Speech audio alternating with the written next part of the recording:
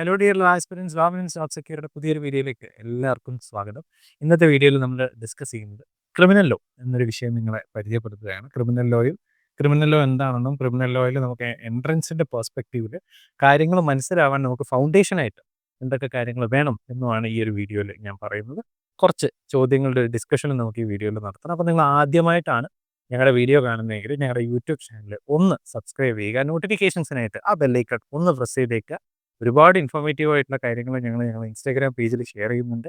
Current അഫയേഴ്സുമായി ബന്ധപ്പെട്ട വളരെ പ്രധാനപ്പെട്ട കോമ്പണൻസ് അവിടെ നിങ്ങൾക്ക് നിങ്ങൾ ഷെയർ ചെയ്യുന്നുണ്ട്. അത് ലഭിക്കുന്നതിനായിട്ട് ഞങ്ങളുടെ ഇൻസ്റ്റാഗ്രാം പേജും ഒന്ന് ഫോളോ ചെയ്തേക്കുക. അപ്പോൾ നമുക്ക് ഇന്നത്തെ വീഡിയോയിലേക്ക് കിടക്കാം. Introduction to criminal law. ഇന്ന് ഈ ഒരു വീഡിയോയിലൂടെ ക്രിമിനൽ ലോയിലേക്ക് നിങ്ങൾക്കൊരു ഇൻട്രൊഡക്ഷൻ തരാനാണ് ഞാൻ ആഗ്രഹിക്കുന്നത്. എന്ന് പറഞ്ഞാൽ ക്രിമിനൽ ലോ എന്ന് പറയുന്ന ഒരു ഏരിയയിൽ നിന്നും ഏതൊക്കെ ഭാഗങ്ങളിൽ നിന്ന് നമുക്ക് എൻട്രൻസിന് ചോദ്യങ്ങൾ വരാൻ സാധ്യതയുണ്ട്, അല്ലെങ്കിൽ ഏതൊക്കെ ഭാഗങ്ങളിൽ നിന്ന് ചോദ്യങ്ങൾ വരും എന്ന് മനസ്സിലാവണമെങ്കിൽ ക്രിമിനൽ ലോനെ നമ്മൾ എങ്ങനെ മനസ്സിലാക്കണം എന്നുള്ളൊരു കോണ്ടെക്സ്റ്റിലുള്ള ഒരു ഡിസ്കഷനാണ് ഞാൻ ഈ വീഡിയോയിലൂടെ നിങ്ങളുമായി നടത്താൻ ആഗ്രഹിക്കുന്നത്. അപ്പോൾ ഏതൊരു പഠനവും നമ്മൾ നടത്തുമ്പോൾ, പ്രത്യേകിച്ച് ലോയിൽ, ആദ്യം മനസ്സിലാക്കേണ്ടത് ഡെഫിനിഷനാണ്. എന്താ ക്രിമിനൽ ലോന്റെ definition? Criminal law is a branch of law that defines crimes, prescribes punishments and regulates the procedure for prosecuting offenders. എന്താണ് കുറ്റം, എന്താണ് അതിൻ്റെ ശിക്ഷ, ഈ ശിക്ഷ നടപ്പിലാക്കുമ്പോൾ അല്ലെങ്കിൽ ഈ കുറ്റം ചെയ്ത ആളെ അറസ്റ്റ് ചെയ്യുമ്പോൾ, കോടതിയിൽ ഹാജരാക്കുമ്പോൾ പാലിക്കേണ്ട പ്രൊസീജിയർ എന്ത്, ഈ കാര്യങ്ങളെക്കുറിച്ച് പറയുന്ന ഒരു ഗ്രൂപ്പ് ഓഫ് ലോസിനെയാണ് നമ്മൾ എന്ത് വിളിക്കുക? ക്രിമിനൽ ലോസ് എന്ന് വിളിക്കുക. അപ്പൊ എന്താ ഇതിനെന്താണ് കുറ്റം? ഇപ്പൊ ഈ ചെയ്ത മോഷണം, അതിനെന്താണ് കുറ്റം, എന്താണ് അതിന്റെ ശിക്ഷ, എത്ര വർഷം വരെ പണിഷ്മെന്റ് കിട്ടും? അതുകൊണ്ടാണ് ഈ ഡിഫൈൻ ക്രൈംസ് എന്ന് പറയുന്നത്. ക്രൈമിനെ ഡിഫൈൻ ചെയ്യുന്നു. എന്താണ് മോഷണം എന്നത് ഡിഫൈൻ ചെയ്യുന്നു, എന്താണ് റേപ്പ് എന്നത് ഡിഫൈൻ ചെയ്യുന്നു, പ്രിസ്ക്രൈബ്സ് പണിഷ്മെന്റ്, എത്ര വർഷം അതിന് ശിക്ഷയുണ്ട് എന്ന് പറയുന്നു. എന്നിട്ട് ഇത് ചെയ്ത ആളെ കോടതിയിൽ ഹാജരാക്കുമ്പോൾ ഏത് പ്രൊസീജിയർ പാലിക്കണം, അയാൾക്ക് ജാമ്യം കൊടുക്കുമ്പോൾ ഏത് പ്രൊസീജിയർ പാലിക്കണം, ഇതിനെക്കുറിച്ച് പറയുന്ന ഒരു നിയമങ്ങളെയാണ് നമ്മൾ ക്രിമിനൽ ലോ എന്ന് വിളിക്കുക. അപ്പൊ ക്രിമിനൽ ലോ ഒരു എൻട്രൻസിന് നിങ്ങൾ പഠിക്കുന്ന സമയത്ത് നിങ്ങൾ സ്വാഭാവികമായിട്ട് മനസ്സിലാക്കേണ്ടത് എന്ത് പഠിക്കണം എന്നുള്ളതിനോടൊപ്പം എന്ത് പഠിക്കേണ്ട എന്നുള്ളതാണ്. ഇതാണ് ഞാൻ എപ്പോഴും വീഡിയോകളിൽ പറയുന്നത്. നിങ്ങളൊരു കോച്ചിങ് എടുക്കുമ്പോഴുള്ള ഒരു ഗുണം, എന്ത് പഠിക്കണം എന്നുള്ളതിനേക്കാളേറെ ഒരു ടോപ്പിക്കിൽ എന്ത് പഠിക്കരുത് എന്ന് കൃത്യമായിട്ട് നിങ്ങൾക്ക് മനസ്സിലാവും. അപ്പം ഞങ്ങളുടെ അടുത്ത് കോച്ചിങ്ങിന് വരുന്ന കുട്ടികൾക്ക് ഞങ്ങൾ കൃത്യമായിട്ട് പറഞ്ഞു കൊടുക്കുക, ക്രിമിനൽ ലോ മൊത്തം നിങ്ങൾ പഠിക്കേണ്ട കാര്യമില്ല. കാരണം നിങ്ങൾ LLB കിട്ടിയിട്ട് പഠിക്കുകയല്ല, നിങ്ങൾ LLB എൻട്രൻസിന് വേണ്ടി പഠിക്കുകയാണ്. അപ്പോൾ കുറച്ചേ പഠിക്കുകയുള്ളൂ, കുറച്ച് പഠിച്ചാൽ മതി താനും. അപ്പോൾ ഒരു പ്രോപ്പർ കോച്ചിങ് എടുക്കുമ്പോൾ ഉള്ള ഗുണം അത് തന്നെയാണ്. എന്ത് പഠിക്കണ്ട, ഏത് ഏരിയയൊക്കെ ഒഴിവാക്കാം എന്നുള്ളത് കൃത്യമായിട്ട് നിങ്ങൾക്ക് മനസ്സിലാവും. അപ്പം നിങ്ങൾ ആരെങ്കിലും അത്തരത്തിലൊരു കോച്ചിങ്ങിനെ കുറിച്ച് ചിന്തിക്കുന്നുണ്ടെങ്കിൽ ലോമനൻസ് ജോബ് സെക്യൂരിറ്റിയുടെ LLB എൻട്രൻസിലേക്കുള്ള second batch admissions, crash batch ഇപ്പോഴും ഓപ്പൺ ആണ്. ഓൺലൈൻ ആണെങ്കിലും ഓഫ്ലൈൻ ആണെങ്കിലും നിങ്ങൾക്ക് ജോയിൻ ചെയ്യാം. ജോയിൻ ചെയ്യുന്നതിനായിട്ട് ലോമനൻസ് ജോബ് സെക്യൂരിറ്റിയുടെ താഴെ കാണുന്ന നമ്പറിൽ നിങ്ങൾ കോൺടാക്ട് ചെയ്താൽ മതി. ശരി, വീഡിയോയിലേക്ക് തിരിച്ചു വരുമ്പോൾ, അപ്പോൾ ക്രിമിനൽ ലോ എന്ന് പറഞ്ഞു കഴിഞ്ഞാൽ എന്താണ് കുറ്റം, എന്താണ് ശിക്ഷ, എന്താണ് അതിൻ്റെ പണിഷ്മെന്റ്, അല്ലെങ്കിൽ എങ്ങനെയാണ് അതിൻ്റെ പ്രൊസീജിയർ പറയുന്ന ലോ ആണ്. അതൊരു പബ്ലിക് ലോ ആണ്. പലപ്പോഴും ചോദ്യപേപ്പറിൽ കാണുന്ന ചോദ്യമാണ് criminal law is a dash, public law, private law, common law എന്നൊക്കെ പറഞ്ഞിട്ടാണ് ഓപ്ഷൻസ് ഉണ്ടാവും. It is a public law. Criminal ലോയിൽ എപ്പോഴും കേസ് എടുക്കുന്നത് സ്റ്റേറ്റ് ആയിരിക്കും, ആണല്ലോ സ്വാഭാവികമായിട്ട്. കാരണം ഒരു സ്റ്റേറ്റിന്റെ ഉത്തരവാദിത്തമാണ് ഒരു സംസ്ഥാനത്ത് ക്രൈം നടക്കരുത് എന്നുള്ളത്. അതുകൊണ്ട് തന്നെ ഒരു ക്രൈം നടന്നു കഴിഞ്ഞാൽ ആ ക്രൈമിനെ മുന്നോട്ട് കൊണ്ടുപോകുന്നത്, കേസെടുക്കുന്നത്, FIR രജിസ്റ്റർ ചെയ്യുന്നത്, കോടതിയിൽ പ്രതിയെ ഹാജരാക്കുന്നതൊക്കെ പോലീസാണ് ചെയ്യുക. പോലീസ് സ്റ്റേറ്റിന്റെ വിങ് ആണ്. അതുകൊണ്ടാണ് നമ്മൾ എന്ത് പറയുന്നത്, it is a public law. The state government prosecutes the accused. അക്യൂസ്ഡിനെ പ്രോസിക്യൂട്ട് ചെയ്യുന്നത് ആരാണ്? സ്റ്റേറ്റ് ആണ്. അപ്പൊ ക്രിമിനൽ കേസിൽ എപ്പോഴും ഒരു സൈഡിൽ ആരാ ഉണ്ടായിരിക്കുക? സ്റ്റേറ്റ് ആണ് ഉണ്ടായിരിക്കുക. The aim is not just punishment but also rehabilitation and protection of rights. ഈ ക്രിമിനൽ ലോയുടെ ലക്ഷ്യം എന്ന് പറയുന്നത് ഒരാളെ പിടിച്ച് നേരെ കൊണ്ടുപോയി ജയിലിടുക എന്നുള്ളത് മാത്രമല്ല. അക്യൂസ്ഡിനെ ഒരാളൊരു ഒഫൻസ് ചെയ്തിട്ടുണ്ടെങ്കിൽ അയാളെ പ്രതിയാണെന്ന് കണ്ടെത്തി കഴിഞ്ഞാൽ അയാളെ റിഹാബിലിറ്റേറ്റ് ചെയ്യുക എന്ന ഒരു ലക്ഷ്യവും കൂടി ഇന്ത്യയിലെ ക്രിമിനൽ നിയമങ്ങൾക്കുണ്ട്. കാരണം ഇന്ത്യ ഫോളോ ചെയ്യുന്ന ക്രിമിനൽ ലോയുടെ ഒരു തിയറി എന്ന് പറയുന്നത് റിഫോർമേഷനാണ്. ഒരു അക്യൂസ്ഡിനെ ജീവിതകാലം മുഴുവൻ ജയിലിലിട്ട് ശിക്ഷിക്കുക എന്നുള്ളതല്ല, അയാൾക്ക് മാറാൻ അവസരം ഉണ്ടാക്കി കൊടുക്കുക എന്നുള്ളതും ഇന്ത്യയുടെ ക്രിമിനൽ ലോന്റെ ഒരു ലക്ഷ്യമാണ്. അപ്പോൾ ഏറ്റവും ലളിതമായിട്ട് പറയുകയാണെങ്കിൽ ക്രിമിനൽ ലോ എന്ന് പറഞ്ഞാൽ എന്താണ് കുറ്റം എന്ന് ഡിഫൈൻ ചെയ്യുന്നു, എന്താണ് അതിൻ്റെ ശിക്ഷ എന്ന് പറയുന്നു, ഈ ശിക്ഷ വിധിക്കുമ്പോൾ അല്ലെങ്കിൽ ഈ കുറ്റക്കാരനെ കോടതിയിൽ ഹാജരാക്കുമ്പോൾ പാലിക്കേണ്ട പ്രൊസീജിയറുകളെ കുറിച്ച് പറയുന്നു. ഇതൊരു പബ്ലിക് ലോ ആണ്. അതിൻ്റെ പ്രധാനപ്പെട്ട ലക്ഷ്യം പണിഷ്മെന്റ് മാത്രമല്ല, പകരം റിഹാബിലിറ്റേഷനും കൂടിയാണ്. നമുക്ക് വിശദമായിട്ട് ക്രിമിനൽ ലോനെ മനസ്സിലാക്കാൻ ശ്രമിക്കാം.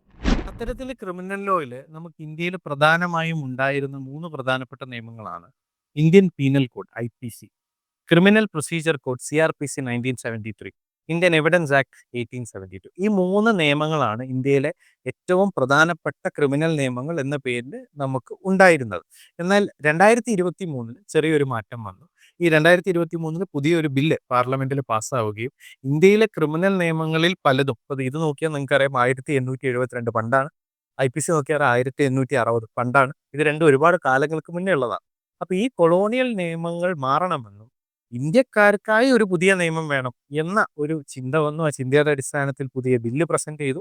ആ ബില്ലിന്റെ അടിസ്ഥാനത്തിൽ IPCക്ക് പകരം ഇപ്പോൾ 2024 ജൂലൈ 1 മുതൽ ഭാരതീയ ന്യായ് സംഹിത 2023, CRPCക്ക് പകരം ഭാരതീയ നാഗരിക് സുരക്ഷാ സംഹിത 2023, എവിഡൻസ് ആക്ടിന് പകരം ഭാരതീയ സാക്ഷ്യ അധിനിയം BSA 2023 എന്ന് പറഞ്ഞ പുതിയ നിയമങ്ങൾ വന്നിട്ടുണ്ട്. അപ്പൊ ഈ വർഷം നിങ്ങൾ LLBക്ക് തയ്യാറെടുക്കുമ്പോൾ പല കുട്ടികളും നമ്മളെടുത്ത് ചോദിക്കുന്ന ഒരു ചോദ്യമാണ്, പുതിയ ക്രിമിനൽ നിയമങ്ങളിൽ നിന്ന് ചോദ്യം വരുമെന്ന് തന്നെയാണ് ഞങ്ങൾ പ്രതീക്ഷിക്കുന്നത്. എന്തുകൊണ്ടെന്നാൽ IPC ഇപ്പൊ രാജ്യത്തെ നിയമമല്ല, അത് മാറിക്കഴിഞ്ഞിരിക്കുന്നു. 2025 നിങ്ങൾ പരീക്ഷ എഴുതാൻ പോകുന്നത്. അപ്പൊ 25 സ്വാഭാവികമായിട്ടും IPCയുമായി ബന്ധപ്പെട്ടൊരു ചോദ്യം ചോദിക്കാൻ സാധ്യത വളരെ കുറവാണ്. പ്രൊവൈഡഡ് 24 പുതിയ ക്രിമിനൽ നിയമം രാജ്യത്ത് വന്നപ്പോൾ ലോ കോളേജുകളിലുള്ള സിലബസ് ആണ് നിങ്ങൾ എൻട്രൻസിന് തയ്യാറെടുക്കുമ്പോൾ അതിന്റെ ഒരു ഷോർട്ടർ വേർഷൻ ആണ് കുട്ടികൾക്ക് ചോദ്യമായിട്ട് വരും. ഇപ്പോൾ ലോ കോളേജിൽ ഫസ്റ്റ് സെമസ്റ്ററിൽ പഠിക്കുന്ന കോൺസ്റ്റിറ്റ്യൂഷൻ ആണ് ക്ലീയുടെ സിലബസിലുള്ള കോൺസ്റ്റിറ്റ്യൂഷന്റെ ഇതിൽ വരുന്നത്. ലോ കോളേജിൽ ഫസ്റ്റ് സെമസ്റ്ററിൽ പഠിക്കുന്ന ക്രൈംസ് നമുക്ക് സ്വാഭാവികമായിട്ടും IPC എന്ന പേരിൽ ഇതിൽ വരും. ലോ കോളേജിൽ ഫസ്റ്റ് സെമസ്റ്ററിലെ ടോർട്ട് ഇതിൽ വരും. അപ്പോൾ ലോ കോളേജുകളുടെ ഫസ്റ്റ് സെമസ്റ്റേഴ്സിലുള്ള പേപ്പേഴ്സ് ആണ് കൂടുതലും എൻട്രൻസിന് ചോദിക്കാറുള്ളത്. ആ ഒരു അനാലിസിസ് വെച്ച് നോക്കുമ്പോൾ ഇപ്പോൾ കാലിക്കറ്റ് യൂണിവേഴ്സിറ്റിയിലൊക്കെ പുതിയ ക്രിമിനൽ നിയമങ്ങളുടെ സിലബസ് അപ്ഡേറ്റഡ് ആയിട്ട് വന്നിട്ടുണ്ട്. അപ്പോൾ സ്വാഭാവികമായിട്ടും നിങ്ങളടുത്തും പുതിയ ക്രിമിനൽ നിയമങ്ങളിൽ നിന്ന് തന്നെയായിരിക്കും ചോദ്യങ്ങൾ ചോദിക്കുക എന്നതാണ് ഞങ്ങളുടെ പ്രതീക്ഷ. ഇനി അങ്ങനെ ചോദിച്ചാലും ഒരാൾ ഒരു ബുദ്ധിമുട്ടും വേണ്ട, മെറ്റീരിയൽ ഇല്ല, ബുക്കുകൾ കിട്ടാനില്ല എന്നുള്ള ഒരു പേടിയും വേണ്ട. ലോ ആൻഡ് ജോബ് സെക്യൂരിറ്റിയുടെ ഗൈഡിൽ കൃത്യമായിട്ട് പുതിയ ക്രിമിനൽ നിയമങ്ങളെ കമ്പയർ ചെയ്തിട്ട് ഞങ്ങൾ പഠിപ്പിക്കുന്നുണ്ട്. ആ ഗൈഡ് മാത്രം വാങ്ങിച്ചാൽ തന്നെ നിങ്ങൾക്ക് ശരിക്കും പഴയ നിയമവും പുതിയ നിയമവും തമ്മിലുള്ള മാറ്റം എന്താണെന്ന് കൃത്യമായിട്ട് മനസ്സിലാവും. അതിന് പുറമെ ചോദ്യങ്ങളും പ്രാക്ടീസ് ചെയ്യാൻ പറ്റും. പിന്നെ ഇപ്പം ഞങ്ങളുടെ ജോബ് സെക്യൂരിറ്റിയുടെ കോച്ചിങ്ങിന് നിങ്ങൾ ജോയിൻ ചെയ്യുകയാണെങ്കിൽ ക്ലാസ്സുകളിലൂടെയും ഞങ്ങൾ കൃത്യമായിട്ട് നിങ്ങളെ എന്താണ് IPCയും BNSും തമ്മിൽ മാറ്റം വന്നിട്ടുള്ളത്, എന്തൊക്കെയാണ് ആ മാറ്റങ്ങൾ എന്നുള്ളത് കൃത്യമായിട്ട് ഓറിയന്റും ചെയ്യും. അപ്പോൾ നമുക്ക് നോക്കാം. ഇതാണ് പഴയ നിയമങ്ങൾ, ഇതാണ് ഇപ്പം മാറി വന്ന പുതിയ നിയമം. അപ്പോൾ ഇത്തരത്തിൽ ക്രൈമിന്റെ പഴയ ക്രിമിനൽ ലോയും പുതിയ ക്രിമിനൽ ലോയും മനസ്സിലാക്കി കഴിഞ്ഞാൽ ഒരു എൻട്രൻസ് ആസ്പിരന്റ് മനസ്സിലാക്കേണ്ട വളരെ പ്രധാനപ്പെട്ട ഒരു കാര്യം എന്താണ് ഒരു ക്രൈം എന്നുള്ളതാണ്. ക്രൈം എന്ന് പറഞ്ഞു കഴിഞ്ഞാൽ 2 കോമ്പണൻസ് ചേരുമ്പോഴാണ് ക്രൈം ഉള്ളത്. അതൊന്ന് ആക്ടസ് റിയസും മെൻസറിയാണ്. So these are the important concepts of criminal law. 2 കാര്യങ്ങൾ, ആക്ടസ് റിയസും mens rea. What do you mean by actus reus? Actus reus means a wrongful act. Wrongful ആയിട്ടുള്ള ഒരു ആക്ട് വേണം. What do you mean by mens rea? Which means guilty mind. തെറ്റായിട്ടുള്ള അല്ലെങ്കിൽ മോട്ടീവുള്ള intention ഉള്ള ഒരു mind വേണം. അപ്പോൾ ഒരു റോങ്ഫുൾ ആക്ടും അല്ലെങ്കിൽ ഗിൽറ്റി ആക്ടും ഗിൽറ്റി മൈൻഡും മെൻസറിയും കൂടി ചേരുമ്പോഴാണ് ക്രൈം ഉള്ളത്. ഇപ്പൊ ഞാൻ ഏറ്റവും ലളിതമായിട്ടൊരു ഉദാഹരണം പറയാം. ഇപ്പൊ ഒരു കുഞ്ഞ്, ഒരു 4 വയസ്സുള്ള അല്ലെങ്കിൽ 6 വയസ്സുള്ള കുഞ്ഞ്, ഈ കുഞ്ഞിന്റെ അടുത്ത് നിങ്ങൾ പറയുകയാണ് ഞാൻ കിൻഡർ ജോയ് വാങ്ങിച്ചു തരാം, പോയി എക്സിനെ കുത്ത് എന്ന് പറയുന്നു. കുഞ്ഞ് ചിലപ്പോൾ കത്തിയെടുത്ത് പോയി എക്സിനെ കുത്തും. കുഞ്ഞിന് എന്ത് ഭയങ്കര ഇഷ്ടമാണ്? കിൻഡർ ജോയ് ഭയങ്കര ഇഷ്ടമാണ്. പക്ഷെ ആ കുഞ്ഞ് ചെയ്യുന്നത് ക്രൈമാണ് എന്ന് പറയാൻ പറ്റുമോ? ഇല്ല. കാരണം എന്താ? കുഞ്ഞിന് ഞാൻ ചെയ്യുന്നത് ഒരു ക്രൈമാണ് എന്ന് മനസ്സിലാക്കാനുള്ള ബോധമില്ല. അപ്പൊ കുട്ടി കത്തിയെടുത്ത് കുത്തി, ഗിൽറ്റി ആക്ട് ഉണ്ട്, ആക്ടസ് റിയസ് ഉണ്ട്, ഓക്കെ. പക്ഷെ എന്തില്ല? മെൻസറി ഇല്ല, ഗിൽറ്റി മൈൻഡ് ഇല്ല. അതുകൊണ്ട് കുട്ടി ചെയ്യുന്നത് ക്രൈം അല്ല. അതുകൊണ്ടാണ് 6 വയസ്സിന്റെ താഴെയുള്ള ഒരു കുട്ടി ഇന്ത്യയിൽ ഒരു ക്രൈം ചെയ്തു കഴിഞ്ഞാൽ അതിനെ ക്രൈം അല്ല എന്ന് പറയുന്നത്. കുട്ടിക്ക് നമ്മൾ എക്സെപ്ഷൻ കൊടുക്കുന്നത് അതുകൊണ്ടാണ്. കാരണം കുട്ടിക്ക് മെൻസറി ഇല്ല. ഭ്രാന്തനായിട്ടുള്ള ഒരാൾ എന്തുകൊണ്ടാണ് ഭ്രാന്തന്മാര് ചെയ്യുന്നതിന് ശിക്ഷയില്ല എന്ന് പറയുന്നത്? കാരണം അയാൾ ഭ്രാന്തനാണ്, അയാൾക്ക് മെൻസറിയേ ഇല്ല.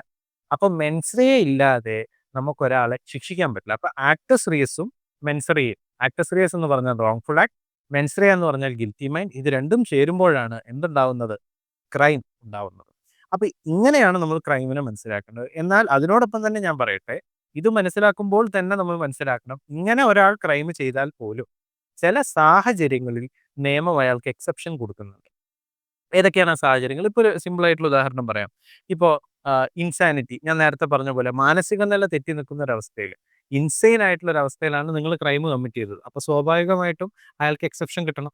ഇനി ട്രിവിയാലിറ്റിയുടെ ഒരു എക്സാമ്പിൾ പറയുകയാണെങ്കിൽ വളരെ ചെറിയൊരു ആക്ട്, ഇപ്പോൾ വളരെ പ്രശസ്തമായ ഒരു കേസ് ക്രിമിനൽ ലോയിലുണ്ട്. ഒരു ഓഫീസർ ഫയലുകൾ വലിച്ചെറിഞ്ഞു സബോർഡിനേറ്റിന് നേരെ. അപ്പോൾ ഈ ഫയലിൽ ഒരെണ്ണം ഒരു സ്ത്രീയുടെ മുഖത്ത് കൊണ്ടപ്പോൾ മുഖത്ത് ചെറിയൊരു മുറി ഉണ്ടായി. ഈ മുറിവിന് ആ സ്ത്രീ എന്ത് ചെയ്തു? പോലീസ് സ്റ്റേഷനിൽ പരാതി കൊടുത്തു. കേസ് കോടതിയിലെത്തിയപ്പോൾ കോടതി പറഞ്ഞു, "ഇത് വളരെ ചെറിയൊരു ട്രിവിയലാണ്. ട്രിവിയലാണ്. അപ്പൊ ട്രിവിയൽ മാറ്റേഴ്സിനൊന്നും ക്രിമിനൽ ലോയിൽ ക്രൈമായിട്ട് ഞങ്ങൾ കൺസിഡർ ചെയ്യുന്നില്ല" എന്നാണ് പറയുന്നത്. ഡി മിനിമസ് നോൺ ക്യൂറക് ലെക്സ് എന്നൊക്കെയാണ് നമ്മൾ ലീഗലിൽ ലാറ്റിനിൽ അതിനെ പറയാ. എന്ന് പറഞ്ഞാൽ law does not take care of trifles. ചെറിയ കാര്യങ്ങളിൽ നിയമം കൺസേൺഡ് അല്ല. ചെറുതാണ്. ചെറിയൊരു മുറിവ് സംഭവിച്ചു. അതിന് കേസ് കൊടുക്കാൻ മാത്രം ഒന്നുമില്ല. അപ്പൊ ഞാൻ പറഞ്ഞു വന്നത് ക്രിമിനൽ ലോയിനെ നിങ്ങൾ മനസ്സിലാക്കുമ്പോൾ വളരെ പ്രധാനപ്പെട്ട കോൺസെപ്റ്റ്സ് ആണ് ആക്ടസ് റേസും മെൻസ് റേ. ഇത് രണ്ടും ചേരുമ്പോഴാണ് ക്രൈം ഉള്ളൂ. എന്നാൽ പോലും ചില സന്ദർഭങ്ങളിൽ നിയമം ചില ആളുകൾക്ക് ചില സാഹചര്യങ്ങളിൽ നടന്ന ക്രൈമുകൾക്ക് എന്ത് കൊടുക്കും? എക്സെപ്ഷൻ കൊടുക്കും. അപ്പൊ ക്രൈമിനെ മനസ്സിലാക്കുമ്പോൾ ഇത് രണ്ടും ചേർത്ത് വെച്ച് മനസ്സിലാക്കണം. അതിനോടൊപ്പം എക്സെപ്ഷൻസും കൂടി ധാരണ ഉണ്ടാക്കിയിട്ട് മനസ്സിലാക്കണം. എക്സെപ്ഷൻസ് IPC-യിലാണെങ്കിൽ 76 മുതൽ 106 വരെയുള്ള സെക്ഷനുകൾ നമ്മൾ പറഞ്ഞിരുന്നു. BNS-ൽ സെക്ഷൻ 14 മുതൽ 34 വരെയൊക്കെയുള്ള ഏരിയയിൽ നമ്മൾ ഇത് തന്നെയാണ് പറയുന്നത്. അപ്പോൾ ഇന്നത്തെ ഈ ഒരു വീഡിയോയിൽ നമ്മൾ ഇന്ന് ചർച്ച ചെയ്തിട്ടുള്ളത് എന്താണ് ക്രിമിനൽ ലോ എന്നും ക്രിമിനൽ ലോ രാജ്യത്ത് ഏതായിരുന്നു എന്നും ആ ക്രിമിനൽ നിയമങ്ങൾ മാറിയെന്നും ഇപ്പോൾ പുതിയ നിലവിലുള്ള ക്രിമിനൽ നിയമങ്ങൾ ഏതൊക്കെയാണെന്നും ഈ ക്രിമിനൽ ലോയിൽ ഒരു ക്രൈം എന്ന് പറഞ്ഞാൽ എന്താണെന്നും ക്രൈമിന്റെ വളരെ പ്രധാനപ്പെട്ട കോമ്പണൻസ് എന്താണെന്നുമാണ് ഈ ഒരു വീഡിയോയിൽ നമ്മൾ ഈ ചുരുങ്ങിയ സമയം കൊണ്ട് ചർച്ച ചെയ്തത്. ഇനി ഞാൻ നിങ്ങളുമായി ചില ചോദ്യങ്ങൾ പങ്കുവെക്കാൻ ആഗ്രഹിക്കുന്നു. ഇതൊക്കെ മുൻ വർഷങ്ങളിലെ കീഴിലും മറ്റ് ചോദ്യ പേപ്പറുകളിലും വന്നിട്ടുള്ള ക്വസ്റ്റ്യൻസ് ആയിരുന്നു. ക്വസ്റ്റ്യൻ ഇങ്ങനെയാണ്, നമുക്കൊന്ന് നോക്കാം. Which of the following is A general exception under IPC പ്രകാരം ഒരു ജനറൽ എക്സെപ്ഷൻ ആയിട്ട് പറയപ്പെടുന്നത് ഏതാണ്? ഇപ്പൊ ഞാൻ എടുത്ത ഈ ഒരു ക്ലാസിന്റെ അടിസ്ഥാനത്തിൽ മാത്രം വേണമെങ്കിൽ നിങ്ങൾക്ക് ഈ ചോദ്യത്തിന് അഡ്രസ് ചെയ്യാം. അതാ ഞാൻ പറഞ്ഞത്, നമ്മളിപ്പോൾ കോച്ചിങ് എടുക്കുന്ന സമയത്ത് ഇത് മുൻ വർഷം വന്നൊരു ചോദ്യമാണ്. അപ്പം നമ്മൾ കൃത്യമായിട്ട് കുട്ടികൾക്ക് പറഞ്ഞു കൊടുക്കും എങ്ങനെയാണ് ക്വസ്റ്റ്യൻ വരിക. അപ്പം നമ്മൾ ഈ ക്രിമിനൽ ലോ മൊത്തം പഠിക്കൊന്നും വേണ്ട, BNS മൊത്തം പഠിക്കണ്ട, IPC മൊത്തം പഠിക്കണ്ട. ഒരു ഫൗണ്ടേഷൻ നോളജ് നമുക്ക് ഉണ്ടായാൽ തന്നെ ഈ ക്വസ്റ്റ്യൻ ഈസി ആയിട്ട് നമുക്ക് ആൻസർ ചെയ്യാം. എന്ത് മുൻ വർഷം വന്നതാണ്. അപ്പം ഞാൻ പറയുന്നത്, നിങ്ങളൊരു പ്രോപ്പർ കോച്ചിങ് എടുത്താൽ ഉള്ള ഗുണം, നിങ്ങൾക്ക് ഏതൊക്കെ ഏരിയ ഒഴിവാക്കുക എന്നുള്ളത് കൃത്യമായിട്ട് മനസ്സിലാവും. ഏതൊക്കെ ഏരിയ മാത്രം ഞാൻ ഇമ്പോർട്ടൻ്റ് ആയിട്ട് കണ്ടാൽ മതി എന്നുള്ളത് കൃത്യമായിട്ട് മനസ്സിലാവും. ശരി, ചോദ്യത്തിലേക്ക് വരുമ്പോൾ ഏതിനെയാണ് ജനറൽ എക്സെപ്ഷൻ ആയിട്ട് കാണുന്നത്? Option A theft, option B insanity, option C kidnapping, option D robbery. എന്താണ് ഇതിന്റെ കറക്റ്റ് ആൻസർ? തെഫ്റ്റ് എന്ന് പറഞ്ഞാൽ എന്താ? തെഫ്റ്റ് എന്ന് പറഞ്ഞു കഴിഞ്ഞാൽ മോഷണം എന്നാണ്. അതൊരു ഒഫൻസ് ആണ്. തെഫ്റ്റ് ഒരു ഒഫൻസ് ആണ്. അത് കഴിഞ്ഞിട്ട് താഴെ വരുന്ന ഇൻസാനിറ്റി ഒഫൻസ് ആണോ നിങ്ങൾ ചിന്തിക്കുക. കിഡ്നാപ്പിംഗ് ഒഫൻസ് ആണോ? തീർച്ചയായിട്ടും ഒഫൻസ് ആണ്. റോബറി ഒഫൻസ് ആണോ? തീർച്ചയായിട്ടും ഒഫൻസ് ആണ്. എന്നവിടെ ചോദിച്ചിരിക്കുന്നത് എന്താ? ഏതാണ് എക്സെപ്ഷൻ എന്നാണ് ചോദിച്ചിരിക്കുന്നത്. ഏതാണ് എക്സെപ്ഷൻ? സ്വാഭാവികമായിട്ടും ഇൻസാനിറ്റിയാണ് എക്സെപ്ഷൻ. ഇൻസാനിറ്റിയാണ് നമ്മൾ എക്സെപ്ഷൻ ആയിട്ട് പറയുന്നത്. അപ്പോൾ ഇൻസാനിറ്റി എന്ന് പറഞ്ഞാൽ എന്താ? മാനസിക നില തെറ്റിയ ഒരവസ്ഥ. അതിനെയാണ് നമ്മൾ നിയമത്തിൽ എക്സെപ്ഷൻ ആയിട്ട് കാണുന്നത്. ബാക്കിയുള്ളതൊക്കെ എന്താ? തെഫ്റ്റ് ഒഫൻസ് ആണ്, കിഡ്നാപ്പിംഗ് ഒഫൻസ് ആണ്, റോബറി ഒഫൻസ് ആണ്. മനസ്സിലാക്കി വെച്ചോളുക. അടുത്ത ചോദ്യം നമ്മൾ നോക്കുകയാണെങ്കിൽ, which of the following is A cognizable offence? Cognizable offence എന്നാൽ എന്താണ്? അപ്പോൾ കൊഗ്നിസൻസ് എന്ന് പറഞ്ഞാൽ എന്താ? സീരിയസ്നെസ് ആണ്. അപ്പോൾ സീരിയസ് ആയിട്ടുള്ള ഒഫൻസ് ഏതാണ്? കൊഗ്നിസിബിൾ ഒഫൻസ് ഉണ്ട്, നോൺ കൊഗ്നിസിബിൾ ഒഫൻസ് ഉണ്ട്, ബെയിലബിൾ ഒഫൻസ് ഉണ്ട്, നോൺ ബെയിലബിൾ ഒഫൻസ് ഉണ്ട്, കോമ്പൗണ്ടബിൾ ഒഫൻസ് ഉണ്ട്, നോൺ കോമ്പൗണ്ടബിൾ ഒഫൻസ് ഉണ്ട്. ഇതിനെ classification of offences in criminal law എന്ന് വിളിക്കും. അപ്പോൾ ഈ തന്നിരിക്കുന്നവയിൽ കൊഗ്നിസിബിൾ ആയിട്ടുള്ള ഒഫൻസ് ഏതാ? നമുക്ക് പരിശോധിക്കാം. സ്വാഭാവികമായിട്ടും ഒന്ന് ഡിഫമേഷൻ. ഡിഫമേഷൻ എന്ന് പറഞ്ഞാൽ അപകീർത്തിപ്പെടുത്തുക. 2 പബ്ലിക് നോയ്സൻസ്. പബ്ലിക് നോയ്സൻസ് പൊതുജനത്തിന് ബുദ്ധിമുട്ടുണ്ടാക്കുന്ന രീതിയിൽ നമ്മൾ പെരുമാറുന്നതാണ് പബ്ലിക് നോയ്സൻസിൽ വരുന്നത്. 3 മർഡർ, കൊലപാതകം. 4 സിമ്പിൾ ഹർട്ട്, ലളിതമായിട്ടുള്ള ഹർട്ട്. ഇത് കാണുമ്പോൾ തന്നെ നിങ്ങൾക്ക് അറിയാമല്ലോ ഇതിൽ ഏറ്റവും വലുത് ഏതാ? സ്വാഭാവികമായിട്ടും മർഡർ ആണ്. അപ്പോൾ താഴെ തന്നിരിക്കുന്നതിൽ കൊഗ്നിസിബിൾ ഒഫൻസ് ഏതാണ്? Murder is the right answer. നമ്മൾ അടുത്ത ചോദ്യം നോക്കുകയാണെങ്കിൽ, the term non cognizable offence means. Non cognizable offence എന്നാൽ എന്താണ്? ഓപ്ഷൻ A സീരിയസ് ഒഫൻസ് ആണോ? ഞാനിപ്പോൾ പറഞ്ഞിട്ടേ ഉള്ളൂ. Option B offence where arrest requires magistrate's permission. Option C offence against the state. Option D offence punishable with death. സ്വാഭാവികമായിട്ടും മരണം വരെയുള്ള ശിക്ഷ നൽകാവുന്ന ഒഫൻസ് അതൊന്നും ആയിരിക്കില്ല. ഏത്? Non cognizable. നോൺ കൊഗ്നിസിബിൾ എന്ന് പറഞ്ഞാൽ ഞാൻ എന്താ പറഞ്ഞത്? Cognizable serious offence, non cognizable അത്ര സീരിയസ് അല്ലാത്ത ഒഫൻസുകൾ. അപ്പം ഇവിടെ തന്നെ നമുക്ക് 2 ഓപ്ഷൻസ് എലിമിനേറ്റ് ചെയ്യാം, എയും ഡിയും. പിന്നെ 2 വരുന്നു offence against state, offence where arrest requires magistrate permission. എല്ലാ ഒഫൻസുകളും സ്റ്റേറ്റിന് അഗെയിൻസ്റ്റ് ആയിട്ടുള്ള ഒഫൻസ് ആണ്. സോ അത് എലിമിനേറ്റ് ചെയ്യാം. Right answer is offence where arrest requires magistrate's permission. Arrest ചെയ്യണമെങ്കിൽ മജിസ്ട്രേറ്റിന്റെ പെർമിഷൻ വേണ്ട ഒഫൻസുകളാണ് ഏത്? നമ്മുടെ നോൺ കൊഗ്നിസിബിൾ ഒഫൻസിന്റെ കാറ്റഗറിയിൽ വരുന്നത്. നോൺ കൊഗ്നിസിബിൾ ഒഫൻസ് എന്ന് പറഞ്ഞു കഴിഞ്ഞാൽ മജിസ്ട്രേറ്റിന്റെ പെർമിഷൻ വേണം. അങ്ങനെ കൊഗ്നിസിബിൾ ഒഫൻസ് വളരെ സീരിയസ് ആണ്, ഗ്രേവ് ഒഫൻസാണ്. അത് പോലീസിന് നേരെ തന്നെ അറസ്റ്റ് ചെയ്യാം. കാരണം അത് സീരിയസ് ഒഫൻസ് ആണല്ലോ. മർഡർ പോലുള്ള ഒഫൻസൊക്കെ പോലീസിന് അറസ്റ്റ് ചെയ്യാം. പക്ഷേ നോൺ കോഗ്നീസിബിൾ ഒഫൻസ് ആണെങ്കിൽ ആരുടെ പെർമിഷൻ വേണം? മജിസ്ട്രേറ്റിന്റെ പെർമിഷൻ വേണം. യെസ്.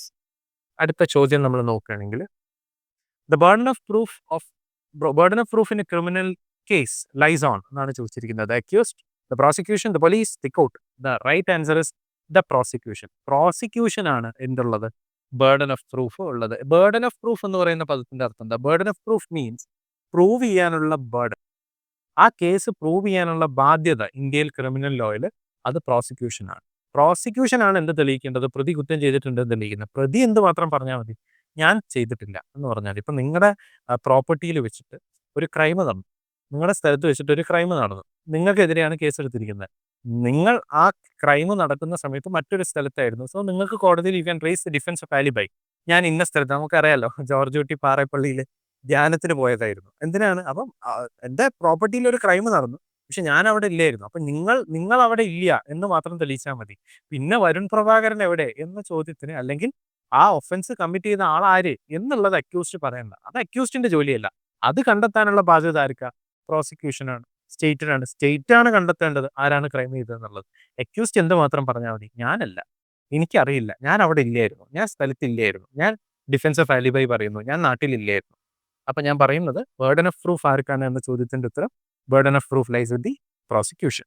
അപ്പൊ ഇന്നത്തെ ഈ ഒരു വീഡിയോയിൽ നമ്മൾ ക്രിമിനൽ ലോ എന്ന് പറയുന്ന ഒരു വിഷയത്തിലേക്ക് ഒരു ഇൻട്രൊഡക്ഷൻ നിങ്ങൾക്ക് തരാനാണ് ഞാൻ ആഗ്രഹിച്ചത്. ഇനിയും ഒരുപാട് വീഡിയോകളിൽ നമുക്ക് സംവദിക്കാനുള്ളതാണ്. ക്രിമിനൽ ലോയും കോൺട്രാക്ട് ലോയും ടോട്ടൊക്കെ നമുക്ക് സംസാരിക്കണം.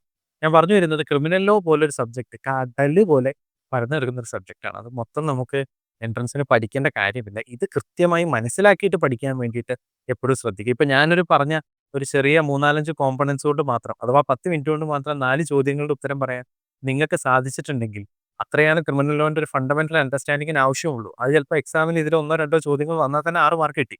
അപ്പോൾ ഞാൻ പറയുന്നത് അത് കൃത്യമായിട്ട് മനസ്സിലാക്കിയിട്ട് പഠിക്കാൻ വേണ്ടിയിട്ട് ശ്രദ്ധിക്കുക. അത്തരത്തിൽ ആരെങ്കിലും ഒരു പ്രോപ്പർ ഗൈഡൻസിനും കോച്ചിങ്ങിനും തിരയുന്നുണ്ടെങ്കിൽ ലോമിനൻസ് job secure can be your entrance partner.